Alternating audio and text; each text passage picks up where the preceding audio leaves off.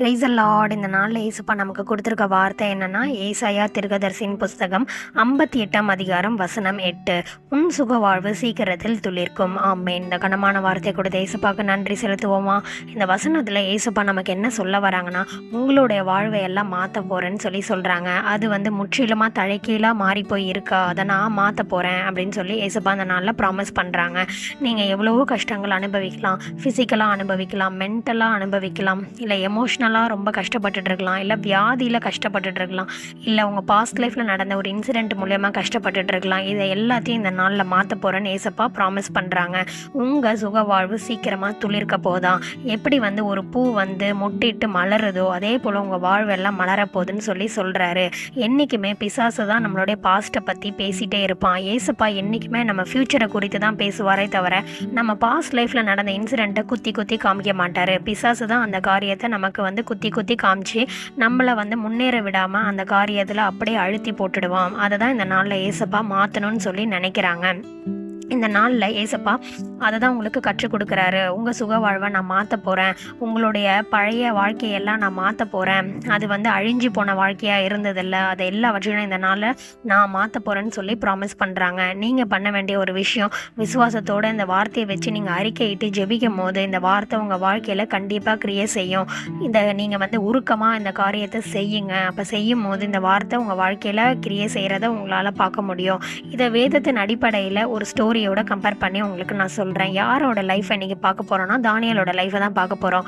அவர் யாருன்னா, ஒரு சின்ன பையனா பாபிலோன் தேசத்துக்கு சிறை பிடிச்சிட்டு வந்துடுறாங்க, ஒரு கேப்டிவாக கொண்டு வந்துடுறாங்க ராஜா அரண்மனையில் வேலை செய்கிறதுக்கு. அப்போ கூட அவரோட 3 ஃப்ரெண்ட்ஸும் வராங்க. யாருன்னா, ஷாத்ராக், மேஷாக், ஆபேத் நேகோன்னு சொல்லிட்டு 3 பேர் வராங்க.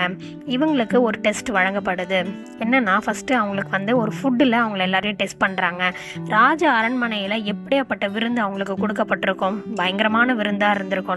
கூட மதுபானமும் கொடுத்தாங்க. ஆனால் இவங்க யாரும் அதை எடுத்து சாப்பிடல. ஏன்னா கர்த்தருக்கு அது பிடிக்காத ஒரு விஷயம். அந்த இடத்துல ஆண்டவருக்கு அவங்க பயந்து இருந்ததுனால அதை செய்யலை. இவங்க கேட்டது, எங்களுக்கு சாப்பிட்றதுக்கு கொஞ்சம் காய்கறிகளும் தண்ணி கொடுத்தா போதும் அப்படின்ற மாதிரி சொல்கிறாங்க. அந்த இடத்துல அவங்க ஆண்டவருக்கு பயந்ததை நம்மளால் பார்க்க முடியுது. நெக்ஸ்ட் அந்த ராஜா சொல்கிறாரு, நீ என்னோட தெய்வத்தை வழிபடணும் அப்படின்னு சொல்லிட்டு அடுத்த டெஸ்ட் வைக்கிறாரு. ஆனால் இவங்க யாருமே அதை செய்யலை. உடனே என்ன பண்ணுறாருனா, ராஜா கோவமாயி ஷாத்ராக், மேஷாக், ஆபேத் நேகோவை எரிகிற அக்கினி சூளையில் தூக்கி போட்டுடுறாரு. போட்டோன்னே என்ன ஆகும், அவங்க எல்லாம் கருகி போயிடுவாங்க தானே. ஆனால் அந்த இடத்துல அந்த மாதிரி ஒரு சம்பவம் நடக்கவே இல்லை. கருகாமல் ஜாலியாக விளாண்டுட்டு இருக்காங்க அதில். அப்போ ராஜா ஒரு விஷயத்த நோட் பண்ணுறாரு.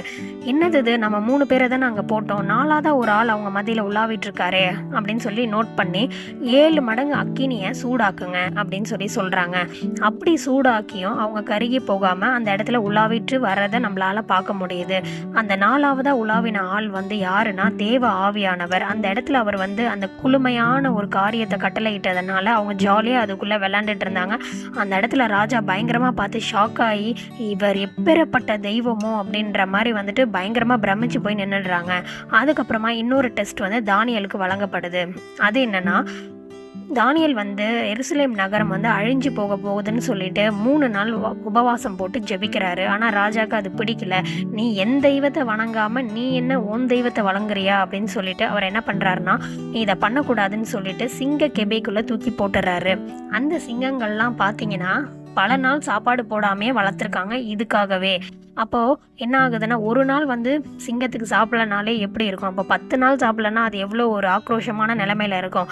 ஆனால் தானியேலை ஒன்றுமே பண்ணலை. அது எப்படின்னா, ஆண்டவர் சிங்கத்தோட வாய்களை கட்டி போட்டுட்டாரு. தானியேலோட முடி கூட அது டச் பண்ணலையா. மறுநாள் ராஜா போய் பார்க்குறாரு. அவர் உயிரோடு நடமாடிட்டு இருக்கிறத பார்த்தோன்னே பயங்கரமாக ஆச்சரியப்பட்டு, நீ வழிபடுகிற தெய்வம் உண்மையான தெய்வம் சொல்லி எல்லாருமே அந்த இடத்துல ஆண்டவரால் ரட்சிக்கப்படுறாங்க. அவர் ஒரு சின்ன பையனா இன்னொரு தேசத்துக்கு கேப்டிவாக கொண்டு வரப்படுறாரு. அடிமையாக கொண்டு வரப்பட்டு அவர் அந்த தேசத்துக்கே பிரைம் மினிஸ்டர் ஆகிற நிலைமைக்கு உயரப்படுறாரு. ஸோ இந்த ஸ்டோரியிலேருந்து நான் என்ன சொல்ல வரேன்னா, முதலாவது அவங்களோட விசுவாசத்தை டெஸ்ட் பண்ணப்போ அந்த 3 ஃப்ரெண்ட்ஸ் இருந்தாங்களே, ஷாத்ராக், மேஷாக், ஆபேத் நேகோ, அவங்க எப்பேற்பட்ட விசுவாசம் இருந்திருந்தால் அவங்க அந்த மாதிரி எரிகிற அக்கினியில் எரியாமல் இருந்திருப்பாங்க. அடுத்து தானியேலுக்கு எவ்வளோ பெரிய விசுவாசம் இருந்திருந்தால் சிங்க கெபிக்குள்ளே அவர் உயிரோடு இருந்திருப்பார். ஸோ நம்ம கர்த்தர் மேலே நம்பிக்கை வைக்கும் போது அந்த நம்பிக்கை நம்மளை வந்து எப்படி தெரியுமா கொண்டு போகும், வேறு லெவலுக்கு எடுத்துகிட்டு போயிடும். இவங்களுடைய சாதாரணமாக இருந்த வாழ்க்கை எப்படி வந்து மாறுச்சு என்பதை நம்மளால் பார்க்க முடியுதில்ல. அவங்க சுக வாழ்வு எப்படி மாறுச்சு, ஒரு அடிமைத்தன வாழ்க்கையிலேருந்து அவங்க எவ்வளோ பெரிய நிலைமைக்கு போனாங்கன்றதை தான் இந்த நாளில் இயேசுப்பா கற்றுக் கொடுக்குறாங்க. அதே போல் நீங்களும் பாஸ்ட் லைஃப்பில் நடந்த இன்சிடெண்ட்னால இல்லை ஒரு வியாதினால் ரொம்ப கஷ்டப்பட்டு நம்மளோட வாழ்க்கையை முடிச்சுக்கலான்ற நிலைமைக்கு போகிற உங்களுக்கு தான் இயேசுப்பா சொல்கிறாங்க, இல்லை நான் உன் வாழ்க்கையை விட மாட்டேன், உன் வாழ்க்கையை நான் மாற்ற போகிறேன்னு சொல்லி இந்த நாளில் ப்ராமிஸ் பண்ணுறாங்க.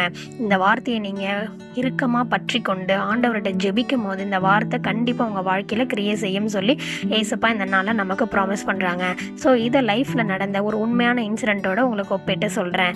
இன்றைக்கி ஒரு சின்ன பொண்ணோட லைஃப் பற்றி தான் பார்க்க போகிறோம். எலிசபெத் ஸ்மார்ட் அப்படின்னு சொல்லிட்டு ஒரு சின்ன பொண்ணு.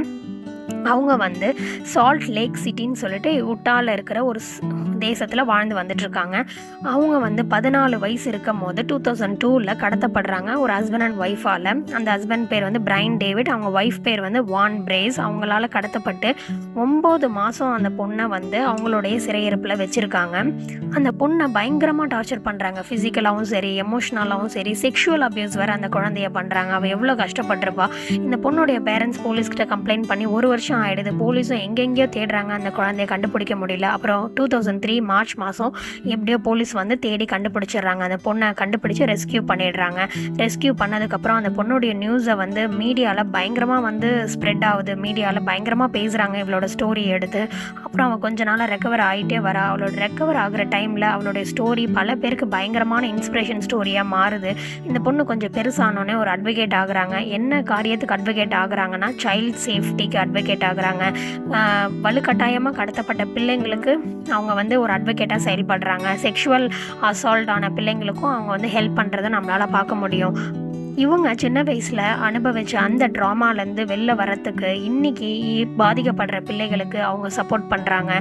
அவங்க வந்து அவேர்னஸை க்ரியேட் பண்ணுறதை நம்மளால் பார்க்க முடியுது. இந்த ஸ்டோரியிலேருந்து நான் என்ன சொல்ல வரேன்னா, அன்றைக்கி வந்து அந்த பிள்ளை வந்து கஷ்டப்பட்டாங்கல்ல, இன்றைக்கி கடவுள் அவங்களோட நிலைமையை பல பேருக்கு சப்போர்ட் பண்ணுற அளவுக்கு மாற்றிட்டாங்க. அதே போல் தான் இன்றைக்கி உங்கள் வாழ்க்கையை மாற்ற போகிறாங்க. உங்களுடைய வாழ்க்கையை எப்படி பழையலாம் லைஃப்பை மாற்றுவேன்னு சொல்லி ஏசப்பா இந்த நாளில் ப்ராமிஸ் பண்ணுறாங்க. அது அப்படியே இருக்காது, கண்டிப்பாக மாறும். இந்த எலிசபெத் ஸ்மார்ட்டோடைய லைஃப் எப்படி மாறுச்சோ அதே போல் உங்கள் வாழ்க்கையும் மாறப்போகுதுன்னு சொல்லி ஏசப்பா இந்த நாளில் ப்ராமிஸ் பண்ணிட்டாங்க. இந்த வார்த்தை கொடுத்த ஏசப்பாவுக்கு நன்றி செலுத்துவோமா? ஏசப்பா இந்த வார்த்தைக்காக நன்றி. இந்த வார்த்தை உங்கள் பிள்ளைகள் மத்தியில் கிரியை செய்யட்டும் ஏசப்பா. அவங்க சுகவாழ்வெல்லாம் நீர் மாற்றுங்க ஏசப்பா. அவங்க மங்கி இருக்கிற அவங்க வாழ்க்கையை நீர் ஒளி ஏற்றி வைக்கும்படியாக ஜெபிக்கிறேன். காத்துக்கொள்ளுங்க, பலப்படுத்துங்க. இயேசுவின் மூலமாக ஜெபிக்கிறேன் நல்ல பிதாவே, ஆமென். இன்றைக்கி உங்களுக்கு கிடைச்ச பிளெஸிங்ஸ் நிறைய பேருக்கு கிடைக்கணும்னு நினச்சிங்கன்னா இதை ஷேர் பண்ணுங்கள். நாளைக்கு இன்னொரு பைபிள் வர்ஸோட ஒரு சின்ன ஷார்ட் ஸ்டோரியோட உங்கள் எல்லாரையும் மீட் பண்ணுறேன். God bless you all.